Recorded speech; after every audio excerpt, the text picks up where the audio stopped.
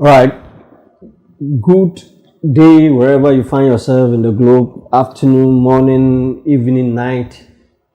This is Kingdom Economic Forum in collaboration with the New African Concept.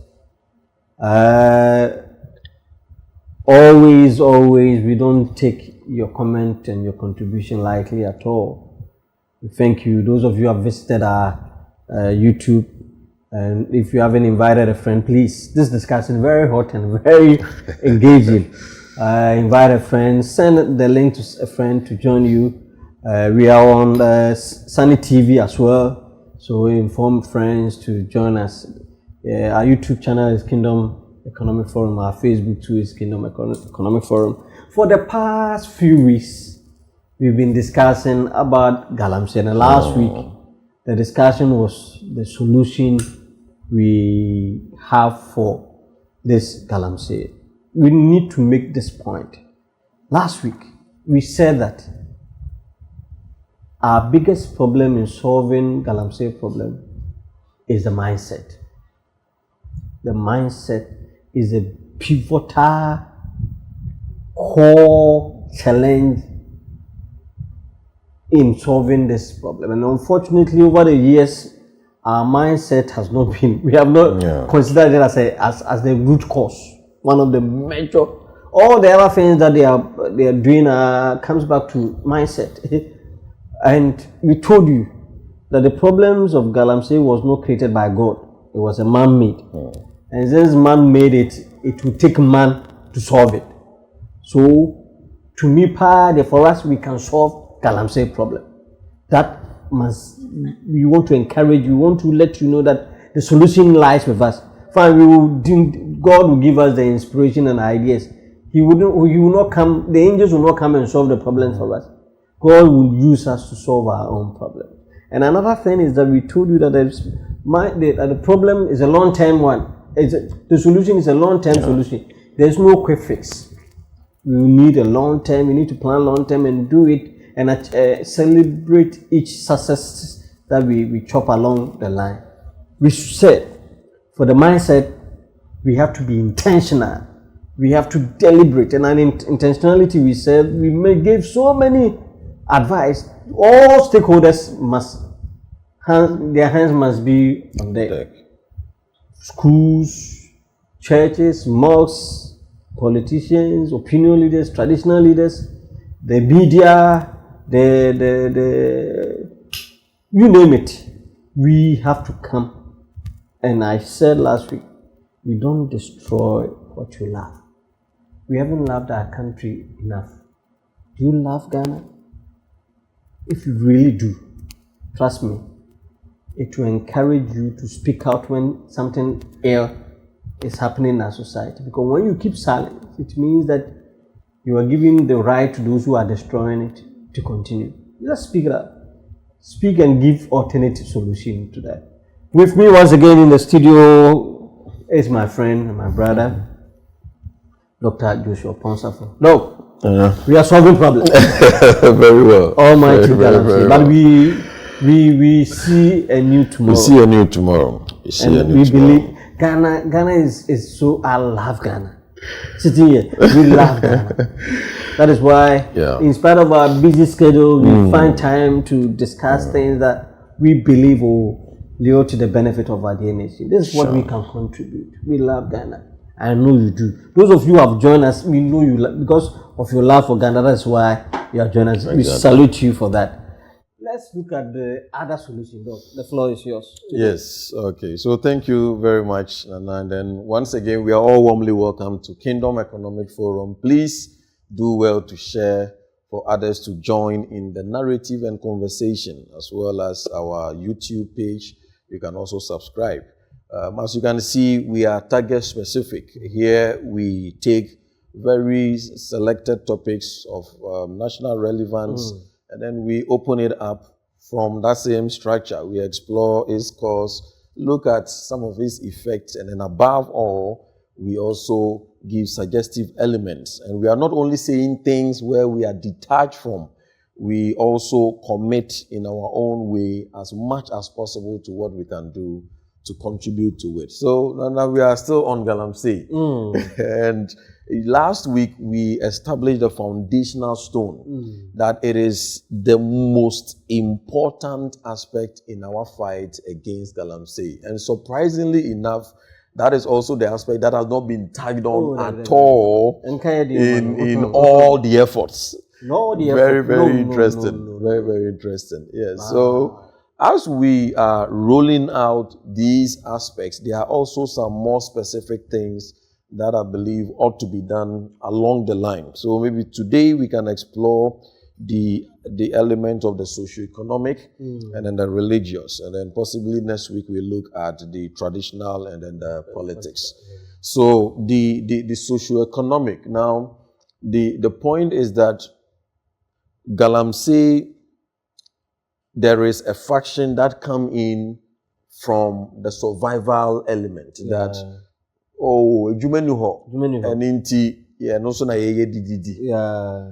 and we cannot brush it off entirely. Not at all. Though it should be contextualized.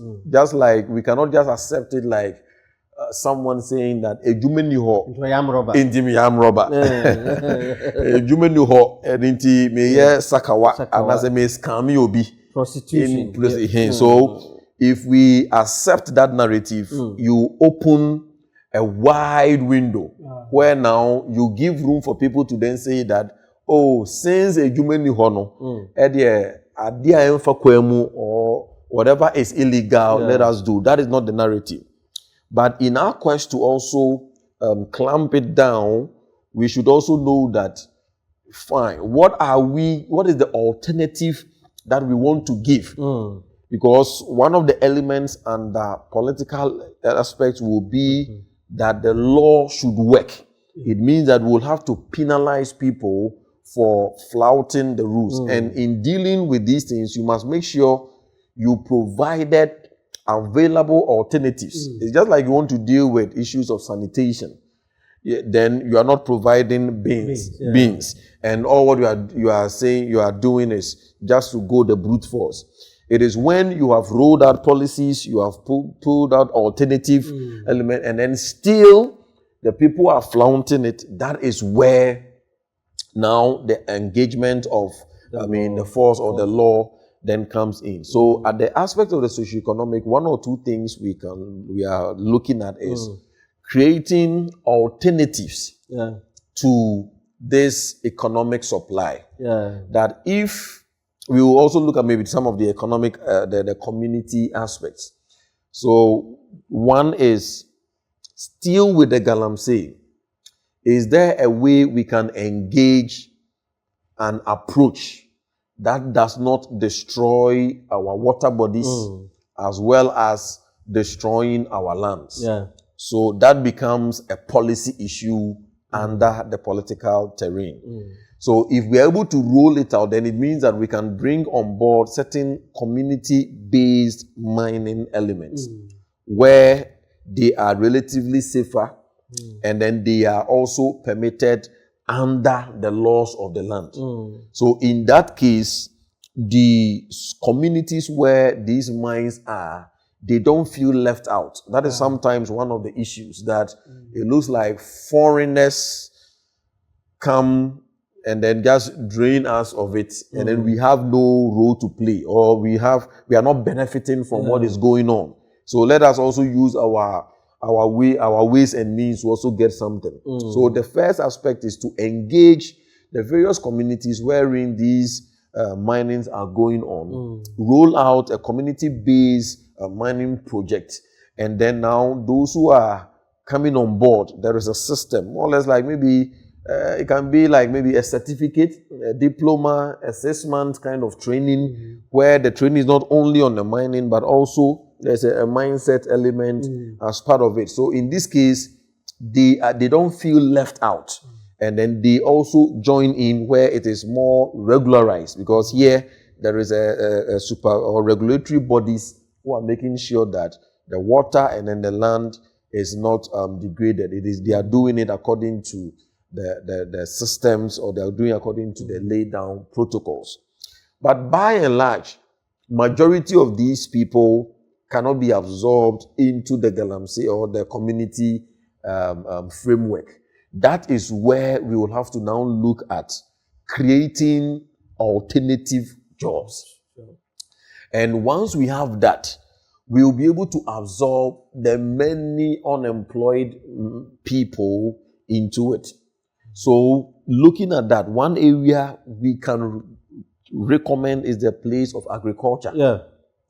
Because already we have very serious affable land in Ghana. And it's sad that Israel, that they are living literally on a desert, they can produce vegetables and then be exporting. Whereas we, almost any place, even sometimes, even in the room, there is a shoot or something is sprouting. We have affable land or arable land yes, we have arable land that we should be able to commit to something. So that is one of our major recommendations, that we should explore the agricultural sector. What we were sharing the other time was that if we can now do large scale agriculture and then also issues of irrigation. So if we can look at ways by which we can widen the agricultural bracket, then we can push a lot of these people who otherwise might have messed up with Galamsey into this aspect. So agriculture alone, we can use it to absorb literally almost, if not all, majority of the people who are crying out in the name of unemployment. Again, we can also look at that partnership with the private elements or private entrepreneurs so that they can also widen the bracket of their businesses. So by emphasizing on partnerships so that it doesn't become just individual businesses, because we want to do large scale industrialization.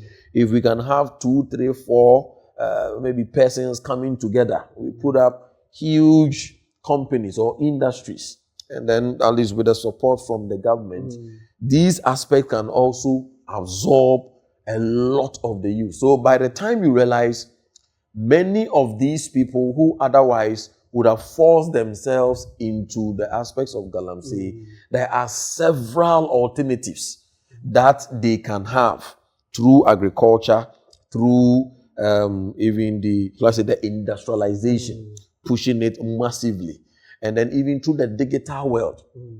Yes, so the digital space, or through the use of technology. Before you come to the digital, to add my voice to the agri space, yes, I think that we need to put certain things in perspective for us to understand. Great. You know, in most of these Galamsey areas, the cocoa farmers are selling the land for the people to mine. Yes. The question is why? Because we are encouraging that they should go into farming. But some people are in the farming business. But they are switching. The answer is very simple in the sense that, unfortunately, we haven't taken critical look at our cocoa farmers. As we speak, cocoa farmers get 6% of the value chain of the cocoa production. The cocoa value chain. Our farmers get only 6%. 6% of the value chain. So the remaining 94% are with other people. But they are the primary source. So the question is, what should the government do? Maybe this one is free advice. We are professing solutions. Solutions, exactly. Listen to me. Exactly. Unfortunately, the cocoa, the yield, listen to me carefully, is about 0.3 tons per hectare. Okay. Meanwhile, there's a potential to get 1 to 1.5 tons per hectare. So therefore, if I have a cocoa farm and I'm getting only 0.3 tons per hectare, which is when we talk of 0.3 per ton, it's about almost $3 per hectare. Per hectare.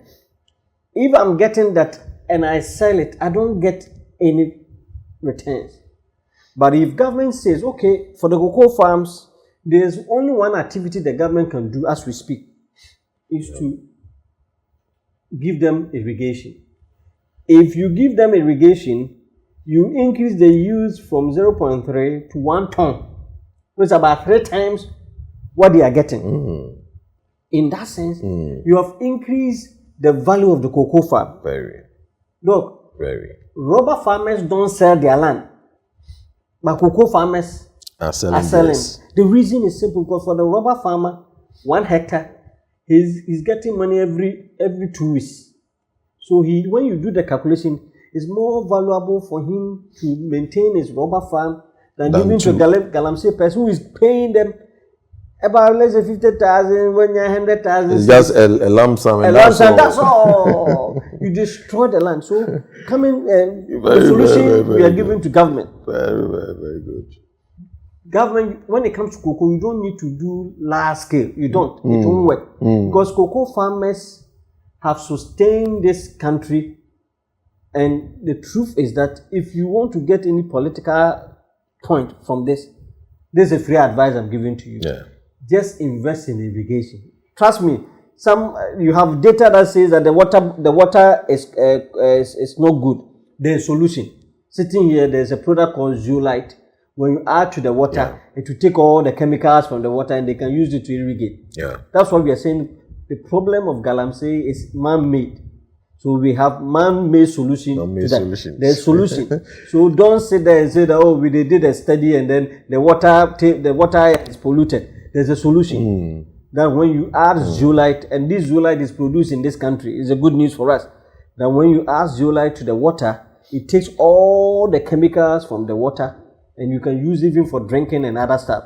Great. It's easy for us. So I'm just adding that if we take, and then to increase, apart from increasing the yield, I have said that farmers are getting only 6% of the entire value chain. What can we do? Can't we move them to 20%? And to do that is so simple. Set up simple industries at the cocoa side where they can add value to the cocoa. Simple. When we have it and we begin to add value, we can increase the cocoa farmers' value chain from 6 to 20%. Yeah. It will solve our Galamsey, because when you realize that, hey, my cocoa, I'm getting more than what you are talking about. Assuming you from just about 0.3 tons, if assuming one bag, example, one bag is let's say, just using a figure, it's 1,000. The 3 bags is getting only 3,000. Exactly. But when you have 1 ton, he's getting from 3,000, he's going to get 20,000. Look at the jump. It's appreciable. This is jump that from the production level. Yeah. Then we think of adding value. Not just cocoa no ya no ahata no cocoa board makoje. Cocoa board should set up. We should set up, because the problem of Galamsey is also a problem of cocoa board. Yeah. And don't sit there and play someone as you are just victim. No, you are also contributing to it, because when the farming, the value of the farmer goes up, he will not allow anybody to come and do Galamsey on their farm. Exactly. And that is another thing, the solution we have thought. So it's so sad. But I mean, so just like you are saying, we have. But God will help us. We have the looking at just like you are describing. If we have just about, is this 6%? 6% of the value chain. Just imagine. 6%. Just imagine. So if you increase this one by 20%, to do that, it's so simple. It's a huge difference. It's a huge difference. They want the easy way out. I saw a news item that they want to cultivate 200,000 hectares large scale cocoa farm. No, it will not work, because our cocoa has employed not less than 2 million people. They have that and their dependents. Yeah. And you want to do a large scale, you're going to get them out of business. Yes. It will not work. The advantage in our cocoa production in Ghana compared to Cote d'Ivoire is that a lot of people benefit from our cocoa. It supports a lot of our people. Yeah. Unlike Cote d'Ivoire, they do it large scale, so few people benefit from that. And that is why we are saying the solution is simple. instead of going to do a large-scale cocoa farm, convert that money, get farmers, and this one they can pay. Oh, you yes. support them through the cocoa. Let me give you a simple solution. If I'm getting 3 bags and by irrigation, I'm going to get 20. The farmer will be willing to use 5 bags of his cocoa to commit to the irrigation. To be paying oh yes, every year for the next 5 years, and then you would have paid off the price or the amount that he has spent. The solution is with us, and it's not scientific. It's not difficult at all. It's not at all. It is the technocrats and the political world, those who are taking care of our cocoa and the other tree crops that we are introducing. Yes. Let's have the interest of our people at heart, and trust me, we will solve all these Galamsey problems. Yes. So I'll add to the shooting up the value.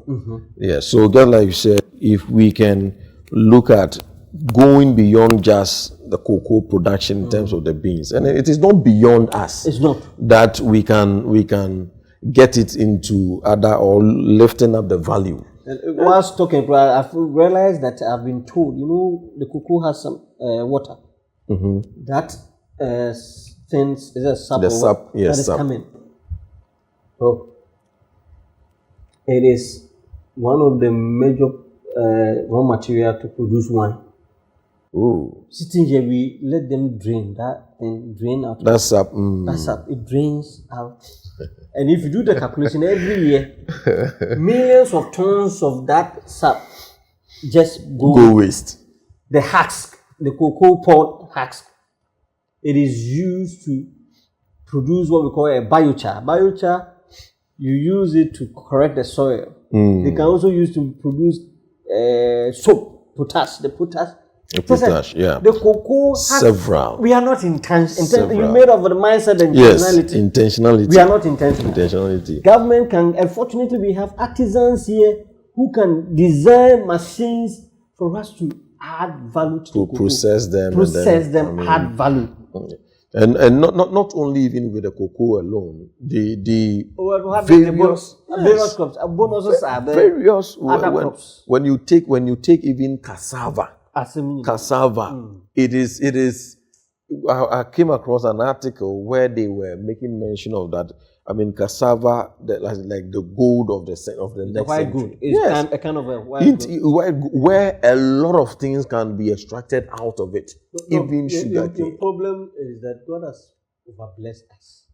I think that also can. God has overblessed us, so we don't know where to start. We don't know where to start. No, the challenge is that we are so blessed, we don't know where to start. We are talking about cassava. Cassava is another country's main source of. Serious. We have cocoa. Serious. We have rubber. Serious. We have cashew. We have mango. We are so blessed. God help us. We don't know where to start. Our challenge is that. Oh yes. We are too blessed. We don't know where to start. And now we have the Galamsey we are talking about. We have all these things, and then we are now saying that as if the Galamsey is the only thing. Only thing. Gold is as if the gold is the only thing we have, and that is a shame. For example, let me give typical example like cocoa that we are getting even the 6%. Government ends up getting almost 2 billion previously from cocoa sales. Listen, assuming we have increased our value chain. Yes. I've been told the cocoa value chain is about 70 billion. It's worth. 70 billion dollars every year. We are getting 2 billion, less than that. So something is wrong with us, which means that if assuming we increase our value chain, cocoa can give us 10 billion, which is more than the gold we are chasing. Cocoa alone can give us 10 billion. If we decide, okay, out of the 70 billion, we have to get 15% of it. Cocoa, and which is possible because we are the one producing the cocoa. It's once you have the raw materials in your hands, you can determine the trajectory that you should go. You force this company to come and set up here and then you supply the other country. Simple. Who has bewitched? Simple. I'm saying we have created the impression that all that we have is good. No. That's not gold is just one of the many things. God has blessed us. And the sad thing is that whilst we are destroying the land, it's not the gold issue, it's our survivor. Because now we won't get the cassava you are mentioning. Yes. What be chance you go and plant cassava at the places you are mentioning? You are going to kill yourself. Oh, exactly. And then cocoa, you won't have it. And we lose everything. Anyway. And that is it. So in summary, when it comes to the economic side, all what we are saying is that we should explore alternative ways to the usual Galamsey. The community mining in a more regularized and regulated, approach. Yeah. And then also, just like we've said, getting into industrialization where we can add more values to the things, our raw materials. We own them.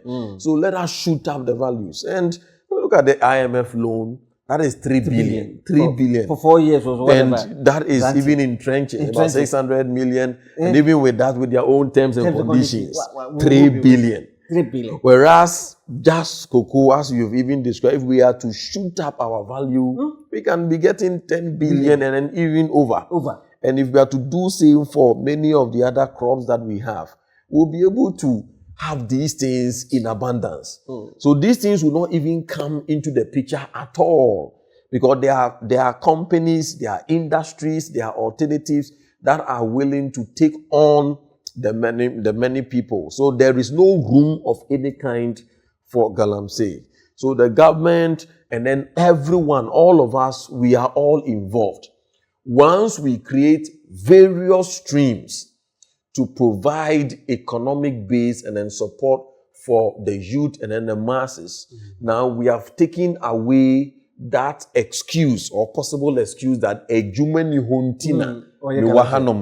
So in that case, when you are applying the strictness of the law, it is tenable because there are so many alternatives that have been provided in that regard. And that the person is number 4. Oh yeah, I am number 4. So this person, of course, the law will have to then deal with such a person.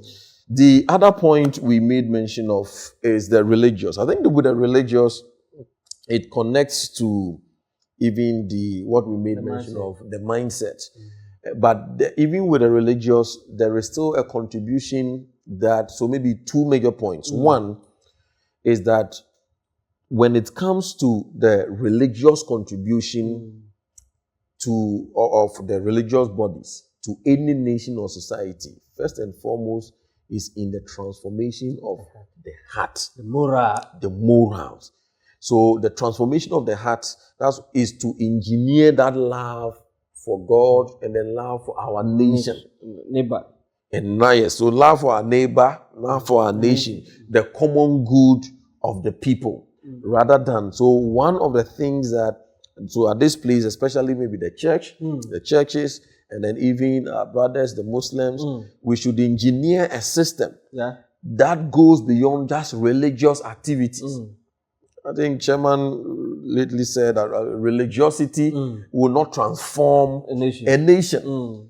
Just mere attachment to religious activities week in, week out will not do it. You're right. We have to engineer a system that really transforms the heart of the people. Because when the people's hearts are transformed, they will begin to love God, love our neighbor, love our nation. And that kind of engineering moves us very well. Sure. And then also, even the churches or the religious bodies can also contribute when it comes to the economic level. That's the point. So the churches or the religious system themselves can also come together. But they have a lot of youth. A lot of youth and a lot of resources within.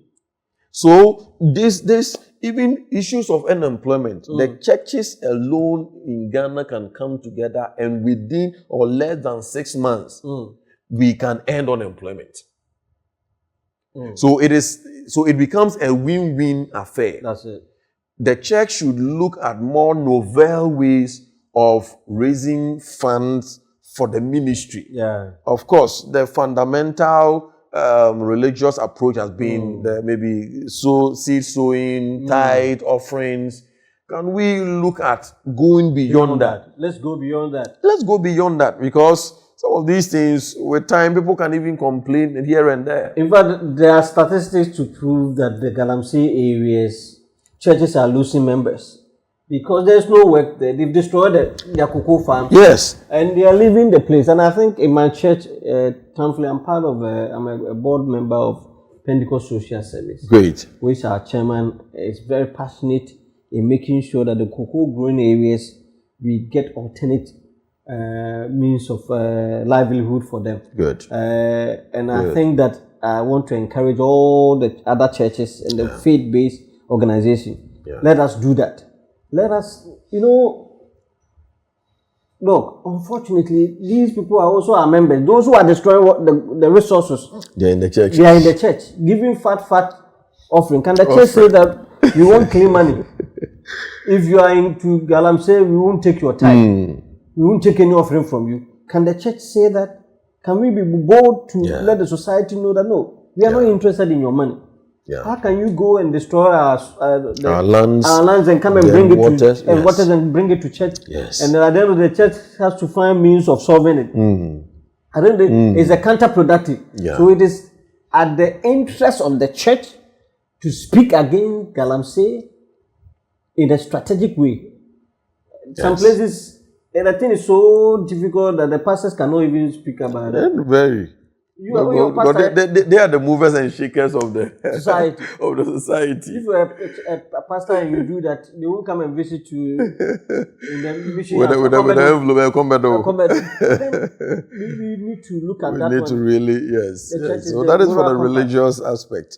To really grant us that moral compass by transforming our hearts and then also joining in the economic contribution. Yes, the church themselves can encourage members to put up companies, and then the church themselves can also look at other alternatives by engineering that. So at the end of the day, we are providing alternatives to the Galamsey, and then also because those companies or businesses are running, the church also is able to get revenue out of it, which does not burden the people with always the traditional approach, come and sow seed, come and do this, come and do this. So today's summary were on two elements. That is the economic or the socio-economic, and then the religious.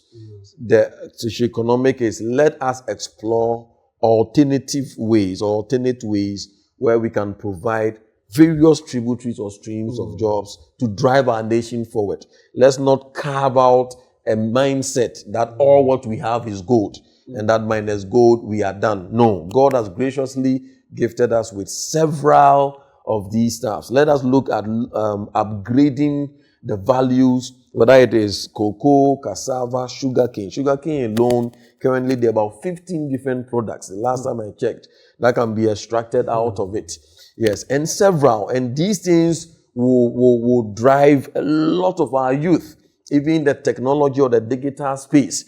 These and many things will drive a lot of our youth into them, so that we can free our lands and then our water bodies from destruction. And even when these things are thriving, we can even put an embargo on mining for some time. That for the time being, let us hold on so that the land and waters will heal and repair, whilst we look at these ways of meeting the needs of people. And then finally was the religious aspect. Let us be deliberate in transforming the hearts of our members through our messages, both in the mosque and then in the churches. Once we love our nation, we will be committed not to destroy it. And above all, let us committed to looking at economic alternatives beyond just the traditional way, and encourage people, give them alternatives. The church or the churches will get revenue out of it, and then they also will get certain things to do apart from Galamsey. In the Bible, there was a Sabbath given to the land. Our land, those in the Galamsey areas, need a Sabbath. A serious Sabbath. A serious one. And trust me, from the religious perspective, these Galamsey operations are not sustainable. They come in there, it's a windfall. You realize that, your people will give a lot of money and they deplete the resources. and move on to the next. There are towns that are becoming ghost towns because there are no more resources over there. Yeah. The implications are that people will migrate from the town. The church there will collapse, whether mosque or whatever will collapse. Okay. So it is in the best interest of all of us to make sure that we deal with this Galamsey issue. God has blessed us. Let us look at alternate ways of raising funds, as has been discussed. And trust me, in the next 5 years, the next generation will come and thank God on our behalf. Your members are praying for jobs. So the question is, who should answer that prayer? They come to church, they are praying for jobs. Yeah. Who should answer that prayer? Why can't we, as a church or individuals, become the answer to the prayers of the teeming youth? When we do that, the fight against Galamsey, nobody will have an excuse. This has been Kingdom Economic Forum. We are opening the floor for you questions and comment. Please, the floor is yours. Until we come your way next week from the studios, bye-bye.